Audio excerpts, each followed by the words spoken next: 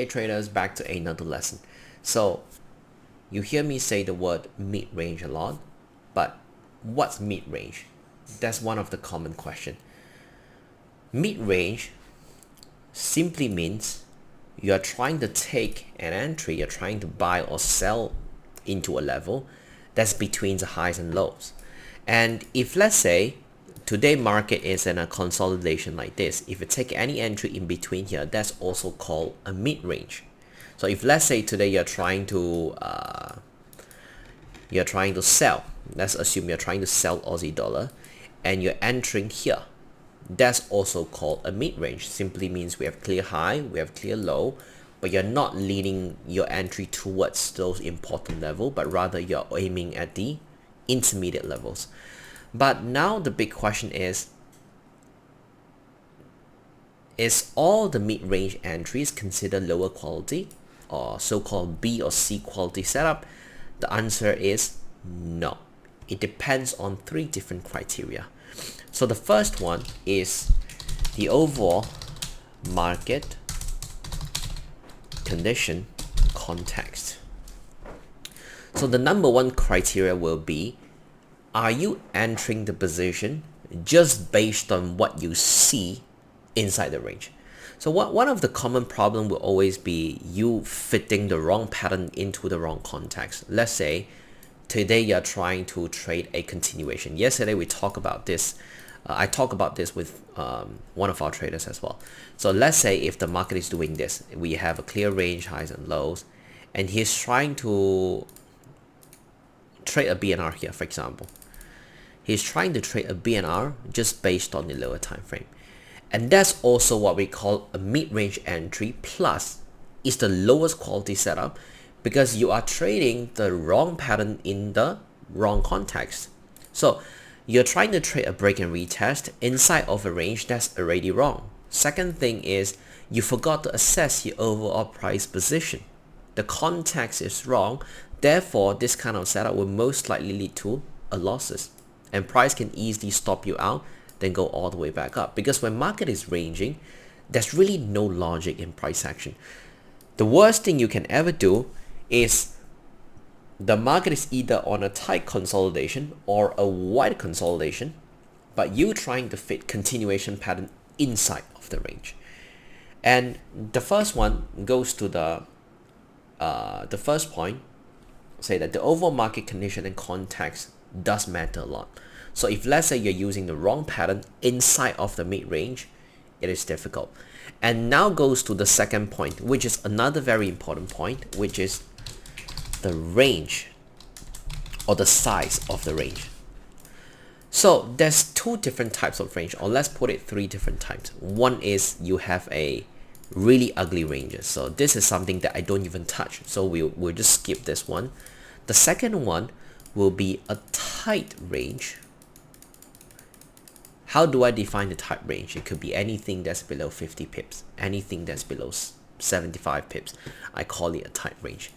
And you have a broader or a wider range. If something that's offering at least 100 pips move from the highs to the low, that's what I call a wider range, a broader range.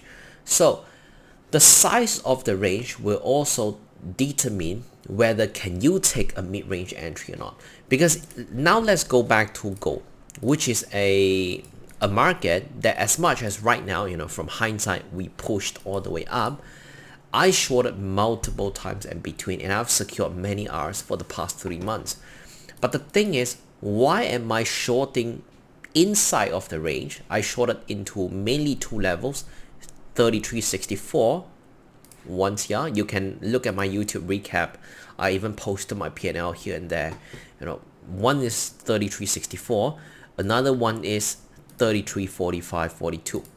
So for the entire 3 months, I've basically been just shorting inside these two levels. So why am I shorting into the mid-range on this gold specific situation? But am I not, but I say it's not good to trade in a mid-range because the size of the range matter. The range on gold, this size here is 700 pips or more.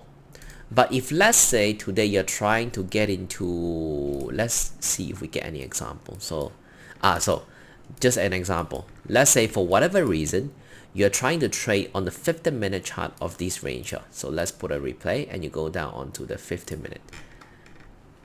This kind of range gets very difficult to trade because there is no logic. And second thing is too tight. Because when price formed a range, most of the people always expect, oh, range must be something that has a textbook, clean high, clean low. No, most of the time, a live market range does not work that way.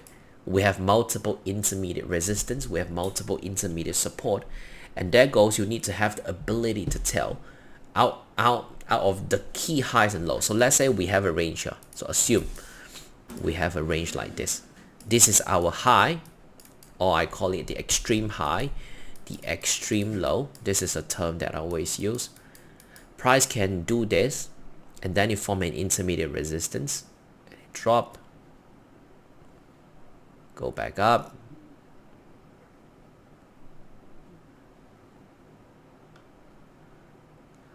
give me a second.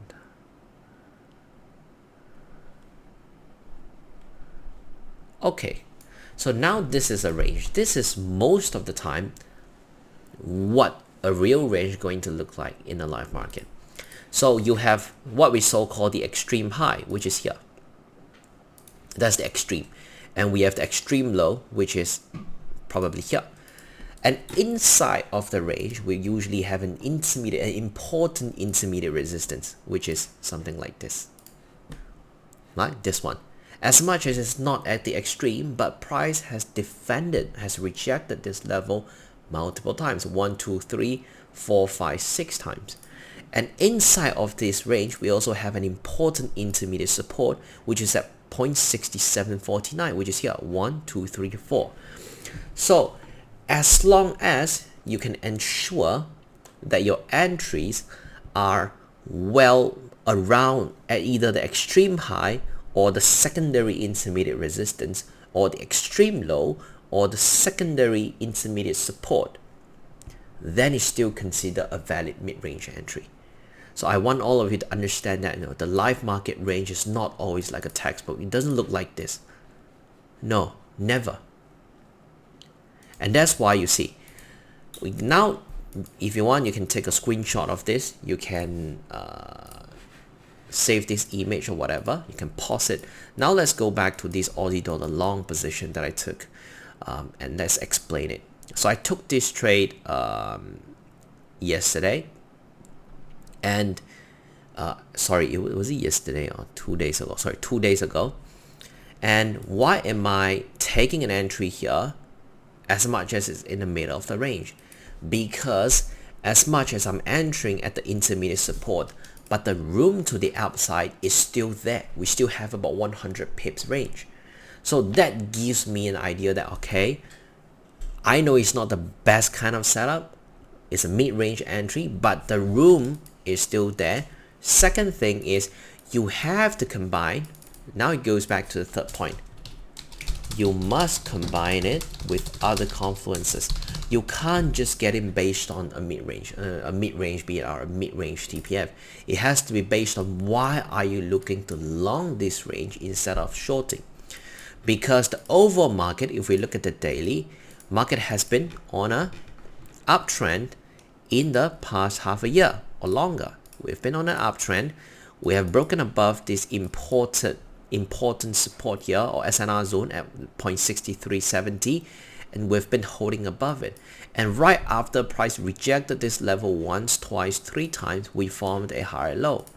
And subsequently, we also have multiple lower time frames higher low.